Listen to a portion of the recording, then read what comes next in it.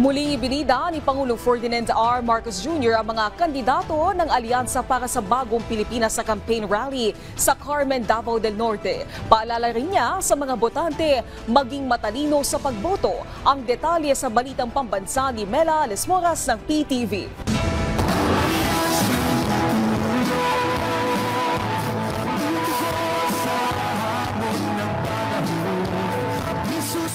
Sa harap ng libo-libong Davaoenos, buong pagmamalaking ikinampanya ni Pangulong Ferdinand R. Marcos Jr. sa Carmen, Davao del Norte ang mga pambato sa pagkasenador ng Alyansa para sa Bagong Pilipinas. Kabilang na riyan sina dating DILG Secretary Benher Abalos, Makati City Mayor Abby Binay, Senator Bong Revilla, Senator Lito Lapid, Senator Francis Tolentino, dating Senador Manny Pacquiao, dating Senador Tito Soto at House Deputy Majority Leader Erwin Tulfo. Ang maipapangako ko lamang sa inyo, Davao del Norte, magtatrabaho po tayo para po sa inyo. Gagawin ko po lahat dahil kailangan po ninyo ng kakampi sa Senado. Sinasabi nagbudots lang daw sa Senado. Totoo, nagbudots lang.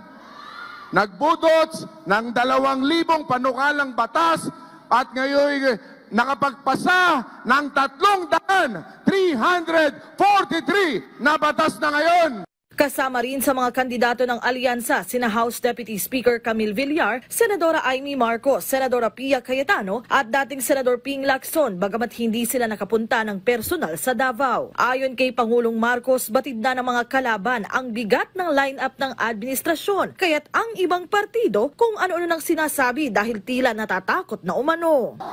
Narinig lang natin ng isang araw.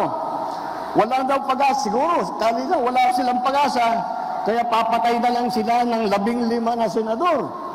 Ay talaga, sabagay. Mahirap naman yung ibang tao. Ang iniisip lang nila, ang kaisa-isang solusyon sa lahat ng problema ay pumatay pa ng Pilipino. Nakakapagtaka kung bakit ganun. Ngunit, maintindihan mo rin. Dahil kung ako nga ay nasa kabilang partido at itong mga ito ang kaharap natin, ay bako, mahihirap sasabihin ko mahirap na kampanya ito dahil mabigat ang kalaman. Paalala ng Pangulo, nasa kamay ng bawat Pilipino ang magiging kinabukasan ng bansa, kaya't mahalagaan niya ang matalinong pagboto sa hatol ng bayan 2025.